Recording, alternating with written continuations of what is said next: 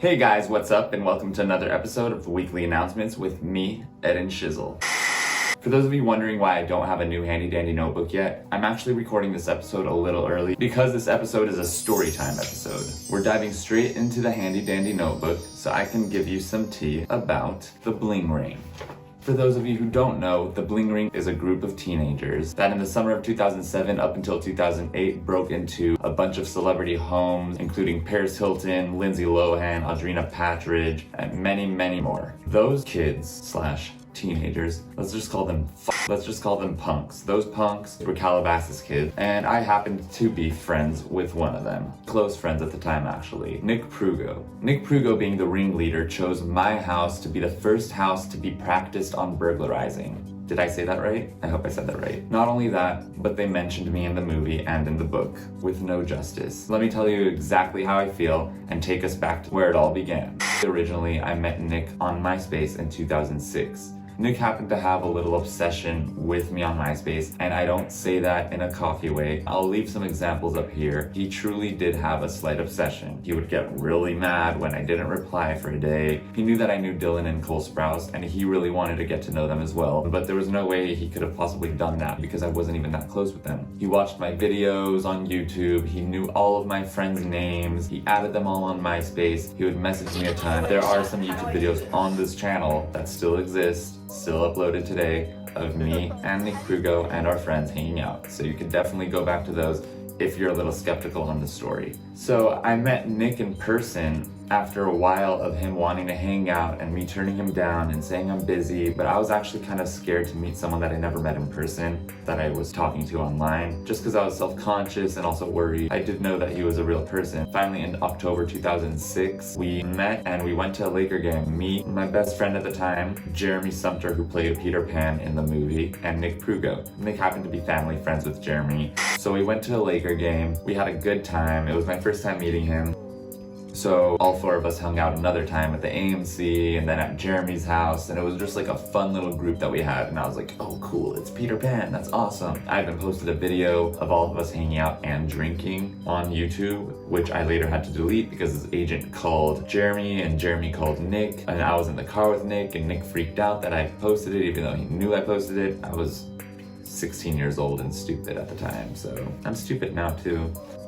Oh, side note, Nick and I weren't good friends. We were close friends, but we were also close frenemies. We would argue all the time on MySpace, like when he would get mad that I wouldn't hang out with him. He would get jealous that I hung out with my friend Max that he had a crush on at the time, and Max was straight. He would say things like, Jews started 9/11, you're a Jew, Israeli, and it's like, okay, I get it. You're like that, but you're not affecting me. Just stop.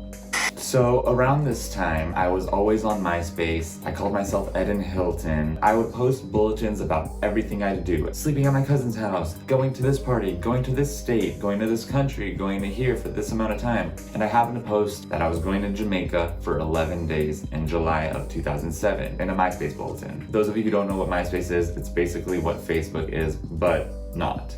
Me and my family went to Jamaica. We came home. I went straight to my room, posted a bulletin on MySpace about how the trip was, and all of a sudden I hear a gut-wrenching scream coming out of my parents' room. I run out of the room, like, who died? What happened? And all I hear is, where's the money? Where's all the money? And I find out that $30,000 to $40,000 went missing from their safe box that they had locked and under the bed. They didn't think that anybody would break into the house at that time. They had more trust in our neighborhood. They also felt like it was a 1 in a million chance that anyone would ever take it, not really putting into account that with social media, MySpace, and all that stuff going on those days, like things became more and more public, which is actually basically how the Bling Ring was able to burglarize all those celebrities. They looked up on their social media where they went, they searched on Google what their address is, searched on Google Maps how to get to their house, looked at the Google Street View. So of course, after that, I'm outraged and I go straight back to MySpace to post a bulletin about how mad I am that somebody stole that from my house and a bunch of other things that I only found out after watching the movie and reading the book. Around this time, and I'm not sure if it was before my Jamaica trip or after, there was a time where I went to my cousin's house and posted a bulletin that I was sleeping over there, but my dad and another guest were home, and I ended up coming home still finding out that my laptop was stolen out of my room. How did he get into my room or into my house while my dad was there? I freaked out that someone was able to steal the laptop over the course of that night. At that time, I wasn't 100% sure who it was, but after the news story broke out in 2009 that the Bling Ring / Hollywood burglar bunch / whatever else they called them at the time burglarized all these homes and Nick Prugo was the ringleader, that's when I realized who stole from my house. I had a gut feeling the entire time that it was him, but never certainly knew, so I never certainly blamed because I'm not that type of person. We even had fingerprints and everything checked in her house, but we never used him as a suspect at the time. So we weren't able to match it to him, I guess. I don't know how it really worked. We didn't really find out who it was when we did the fingerprints because this was 2007, again, before the story even hit the news. So after the story broke out, we reopened the case, but unfortunately, we believed his attorney when he told us Nick isn't able to take any more cases right now. He has too many against him. I don't know why we believed that. I know that there's no such thing unless I'm wrong. You could comment below if I am. Oh my god, this button was undone the whole time. And then the last we heard about this case was when I was living in Crowley, Texas for about 6 months of my life in around March 2010. Early in the morning, one of the detectives working on the case called my phone and asked me a bunch of questions about it. Never heard of any of them ever since. Well, about a year later, I heard from Nick Prugo when he sent me a message on Facebook saying this. Anyway, so it's now late spring 2013. I'm at work when I get a call from my manager, Cindy, freaking out that there's a book called The Bling Ring and that there's an entire page about exactly what went down with Eden from Woodland Hills, who was in Jamaica with his family in the summer of 2007, and so on. Not only did she freak out, I suddenly freaked out. I had a little panic attack. I went home, immediately went onto Google to look this movie and book up. Not only was I feeling angry about this, confused, upset, but I was also feeling good. I felt like I could reopen the case. I felt like I was gonna get something out of this. Justice, notoriety, anything. Something for my family, because I feel like I failed them for being so open and having so many toxic people come around me at that time, you know. So when I'm doing the research on the book, I find out that there's a movie coming out about it starring Emma Watson called The Bling Ring as well. I kind of go on a crazy Twitter binge, have a public meltdown. I don't know what the hell?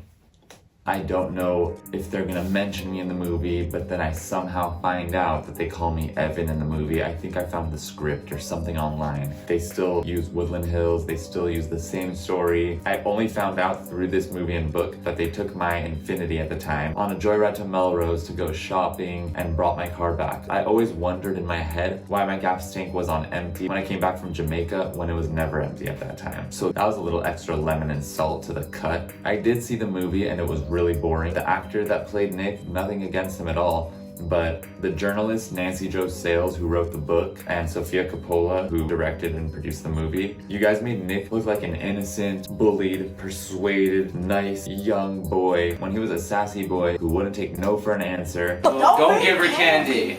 I wasn't! Who was always menacing and mean and maniacal and anything else that starts with an M. He was a maniac. He was always evil. If you watch my old YouTube videos, you'll see that he always had a rude intention with somebody. He called my friend the fat girl that doesn't know she's fat. So, are you the fat girl that knows you're not, that doesn't know you're fat? I'm sorry, I have to do this by default. You're bald!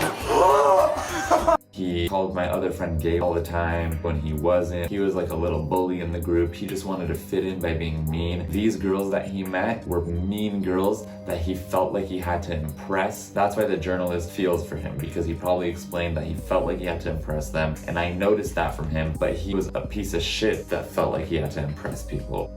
So if you watch the movie, it's almost 100% accurate, minus the guy who plays Nick, because Nick was a sassy bitch, and them stealing $8,000 from my house, which I'm sure his attorney told him to say in case a case suddenly reopened with us. I even tried to contact Sofia Coppola and Nancy Jo Sales, the producer and the author of the book, and the only response I got was from Nancy Jo Sales saying, "I'm sorry, honey, there's nothing I could do. I'm just a journalist doing my job." And I get it, but I just was hoping that she would at least investigate my side of the story, even though it's not interesting. This goes to show that if you're not a celebrity, you don't get the justice that you deserve. When you are a celebrity, the whole world comes to help you when you don't even need that much help. Watching this movie, this whole situation gutted me. Again, it made me feel like I failed my family. I lost a lot of trust. It made me feel like I was the bad guy too, and it just made me lose a lot of trust in a lot of people. I unfortunately went on a little downward spiral, started taking different kind of pills and stuff to make myself feel better and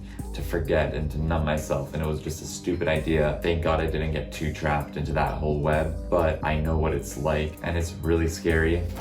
But that's a story for another time. Thank you guys so much for sticking through this video and finally hearing my side of the story about the Bling Ring. If I can't get any justice, at least I can put a video out there to vent out about it, because it does something. It's always good to talk.